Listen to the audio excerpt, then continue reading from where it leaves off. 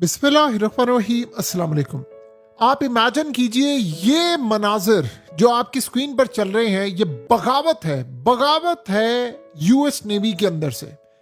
ये वो बगावत है कि जिसने आज लिटरली बता दिया है कि फौज ये जंग नहीं चाहती। असल में डोनाल्ड ट्रंप ने जो उनकी नेवी ने जो सब कुछ झूठ बोला, उन्होंने आज तक वो जो झूठ बोलते रहे।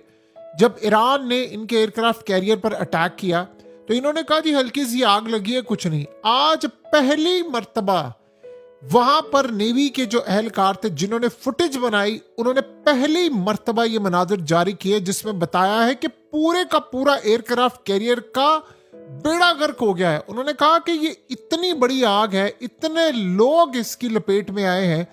और अब सूरत हाल ये पैदा हुई कि मीडिया को जब ये फुटेज जारी उन्होंने की, उन्होंने कहा नेवी के उन अहलकारों ने नाम ना बताने की शर्त पर, जाहिर ना करने की शर्त पर कहा कि इतनी बुरी तरह तबाह हो गया कि सारे बंग्स तबाह हो गए और हमें लगा कि आज शिप डूबने वाला है।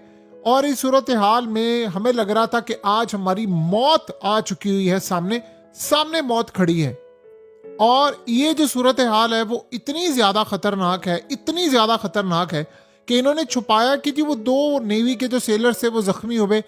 आज इस फुटेज ने इस पूरी जंग का यानी आप समझ बेड़ा गर्क करके रख दिया है। ट्रम्प की पॉलिसीज का, इन सब का उड़ा कर रख दिया उनको कि यानी आपने जो दुनिया भर के अंदर नैरेटिव रखा था जंग का कि जी हमें कुछ भी नहीं हुआ, हम तो बिल्कुल सुकून में हैं, आज उन्होंने बताया है कि अमेरिका का 20 अरब डॉलर्स का एयरक्राफ्ट कैरियर ईरान ने उड़ा कर रख दिया और झूठ बोलते रहे। अब सवाल ये पैदा होता है कि जाहिर सी बात है जो बंदे वहां पर मौजूद थे उन्होंने ये काम क्यों किया, आज क्यों ये फुटेज सामने आई है, आज ये मनाजिर क्यों सामने आए, क्यों ये दोबारा जंग में कूदना चाहते हैं। तो उन्होंने ट्रंप को ह्यूमिलेट करने के लिए, आप एक पावर देख रहे हैं, गौर कर रहे हैं। पहले कांग्रेस के अंदर एक लॉ पास होता है कि जो ट्रम्प की पावर ले ली जाए, और वो भी ट्रम्प की और बाकी ताकतों की मर्जी। ये भी पॉसिबिलिटी है कि ट्रम्प की मर्जी से आया हो या नेवी ने अंदर से खुद ही कर दिया हो कि भाई अब हम जंग नहीं कर सकते, आप जंग करेंगे तबाही होगी। तो अवाम को मुश्तिल करने के लिए, बताने के लिए कि भाई अगर हमने ईरान से जंग की तो ईरान हमारा बेड़ा गर्क कर देगा। सो लिहाजा इस सारी सूरत हाल में ईरान ने जिस फैसला क्या किया है, फैसला उन्होंने ये किया है कि अब हमने तो अमेरिका को मारना है, लेकिन अमेरिका के अंदर से अब वो चीज़ें सच भयानक सब कुछ सामने आना शुरू हो गया है कि भाई इनसे जंग ना करना, हमारा बेड़ा गर्क हो जाएगा, हम बर्बाद हो जाएंगे, हम तबाह हो जाएंगे। और यही वो सिचुएशन है बेसिकली जिसने अमेरिका को इस वक्त कहीं का नहीं छोड़ा। यानी लिटरली आप सही मानों में समझे तो अमेरिका की जो बर्बादी है उसका कोई तसव्वुर भी नहीं कर सकता कि जो इस वक्त अमेरिका के साथ हो रहा है। यानी वो क्लियरली इंडिकेट कर रहा है अमेरिका का सारा सिनेरियो कि गेम उनके हाथ से निकल गई है। देखिए सबसे बड़ा चैलेंज क्या इस वक्त अमेरिका को बना हुआ है। अब सबसे पहले आप ये समझे इजराइल ने किया क्या है, उन्होंने अजरबैजान में सीक्रेटली फौजें डिप्लॉय कर दी हैं। और डिप्लॉय करने का मतलब ये है कि वो अब ईरान के खिलाफ जंग में उतरने वाले हैं। यानी ये पूरी तरह जो सूरत हाल है वो सामने आ रही है। तो ईरान को इस बात का पता है।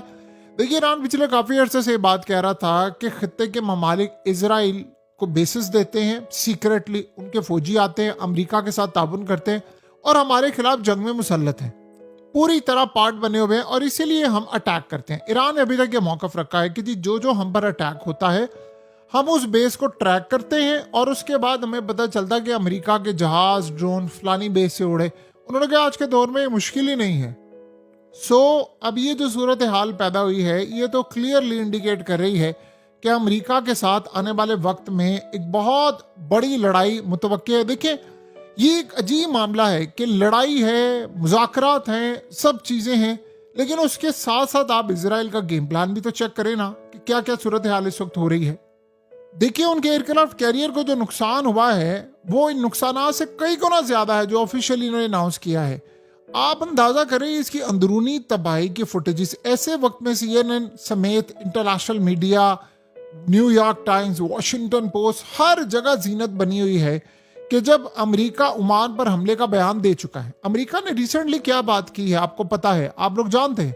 अमेरिका ने बात की है कि हमने ओमान को नहीं छोड़ना, और उस वक्त आप देखिए ड्रोन के जरिए ओमान के साहिलों पर कार्रवाई भी की गई है जिसमें ओमानी तनसीबात को नुकसान पहुंचा है। उनका ऑयल टर्मिनल इस वक्त बंद हो गया। मतलब ट्रंप के जेरे असर हल्के जंग, यानी आप वो दोबारा शुरू कर रहा है, फैला रहा है, लेकिन अंदर से अब बगावत उठ रही है कि नहीं, हमने ये जंग नहीं करनी। जो पागलपन हो रहा है, और ये क्लियर नजर आ रहा है, अमेरिका की नेवी में, फौज में, स्टैब्लिशमेंट में डिवीजन है। आपको पता है अमेरिका का हाल भी ये हो चुका है, कई जगह पर ये अटैक कर रहे हैं, ऊपर वाली कमांड को नहीं पता कई जगह पर कौन कंट्रोल कर रहा है। ये बड़ी एक अजीबोगरीब सूरत हाल है कि बहुत सारे ऑपरेशन एजेंसियां कर रही हैं, लेकिन निचली सतह पर ऑपरेशन का किसी को भी नहीं पता। ये भी सूरत हाल है। तो ये सारे का सारा जो मामला है, ये सारे के सारे जो मरहले हैं, उसमें देखिए ट्रंप के खिलाफ एक तबका ऐसा भी है जो चाहता है कि ट्रंप को फारिग किया जाए। वो फौज में भी मौजूद है, वो नेवी में भी मौजूद है, और ऐसे भी फौज और नेवी में लोग मौजूद हैं कि जो चाहते हैं जंग हो, लेकिन उनकी तादाद बड़ी कम है। देखिए एक एक साल आप अपनी फैमिली से दूर हैं, अब मरकर बचें। अब मिसाल के तौर पर जो लोग मारे गए हैं इस हमले में, जो एयरक्राफ्ट कैरियर पर अटैक हुआ था, आप बताएं उनकी फैमिली वाले छोड़ेंगे? किसी ना किसी को तो उन्होंने फुटेज भेजी होगी, किसी ने रिलीज कर दी, और हो सकता है अंदर से रिलीज कही हो। सो अब ये ज़हन में रखिएगा, ये जाहिर सी बात है जो बंदा वहां पर खड़ा था उसकी मर्जी के बगैर तो नहीं बन सकती। वहां पर उसने फुटेज बनाई, और सोचे कितनी ऐसी फुटेजेस होंगी, आज एक आई है, कल को 10 आएंगी। और ये बात बड़ी क्लियर है कि इसकी टाइमिंग बहुत ज्यादा अहम है इस वक्त। यानी टाइमिंग जब आप ये सोचे जब होनी चाहिए थी तब नहीं आई, अब आई है जब ये दोबारा जंग छेड़ना चाहते हैं। देखिए बहुत सारे काम फौज नहीं करना चाहती, लेकिन जब उसको पीछे से, ट्रंप भी हो सकता है जंग ना करना चाहता, लेकिन पीछे से प्रेशर जो है इजराइल का, वो बता रहा है कि क्या मामला हो रहा है। वरना आप बताएं जो करारदाद पास हुई अब हो सकती थी। देखिए दुनिया को सिर्फ और सिर्फ वही वर्जन मिल सकता है जो इनके तर्जुमान की जानिब से जारी होता है। सो अब मसला ये है कि वहां पर ना तो एयरक्राफ्ट कैरियर की लाइफ को मीडिया कवरेज की जा रही। एग्जैक्टली वही पॉइंट है। ट्रंप ने कहा जी हम अपना पायलट बचाने के लिए आए थे। ओ भाई तुम अपना पायलट बचाने के लिए आए हो, तो वो पायलट किधर है? यानी उसका अभी तक किसी को पता है कि पायलट कहां पर मौजूद है? क्या किसी ने पायलट को देखा? नहीं देखा। सो ये सारी की सारी जो सूरत हाल है कि जी पायलट यहाँ मौजूद है, पायलट वहां पर मौजूद है, पायलट साहब कहां पर हैं किसी को पता है? किसी को नहीं पता। बहरहाल अमेरिका को ये चैलेंज अब फेस करना पड़ेगा, हर सूरत फेस करना पड़ेगा, और उसको बहुत सारी चीजें, बहुत सारे मामला, हालात फेस करने पड़ेंगे आहिस्ता आहिस्ता। ये जंग देखिए अगर ये शुरू हो जाती है तो अंदर से लड़ने वाला कौन होगा? बताइए, कोई है लड़ने वाला? नहीं। बहरहाल इस सारी सूरत हाल के अंदर जो लड़ाई है वो किसी सूरत भी नहीं है। जो अमेरिका के साथ जो ताकतें थीं वो भी अब साथ छोड़ चुकी हैं।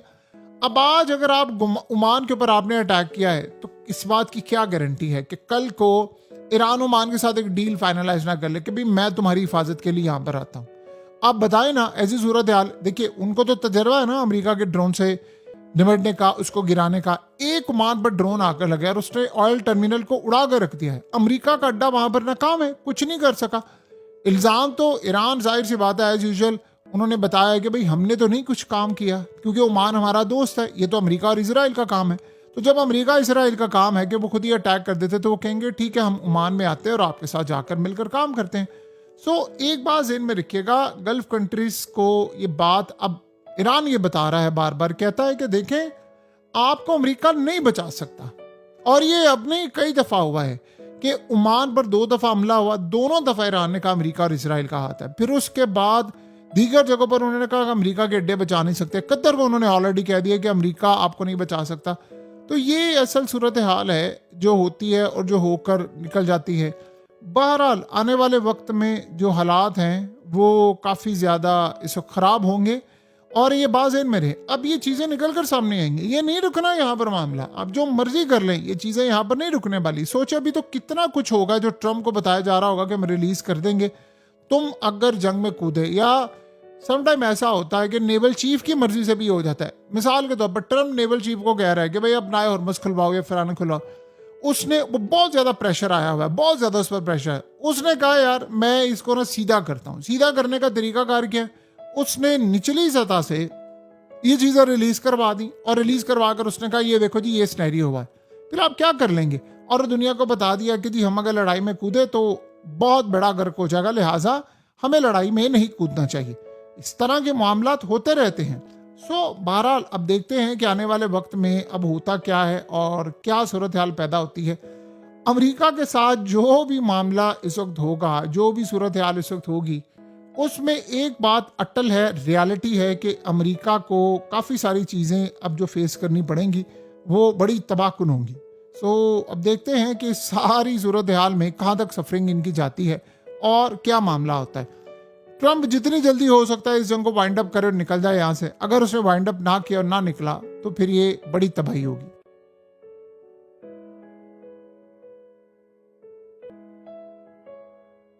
हकीकत टीवी को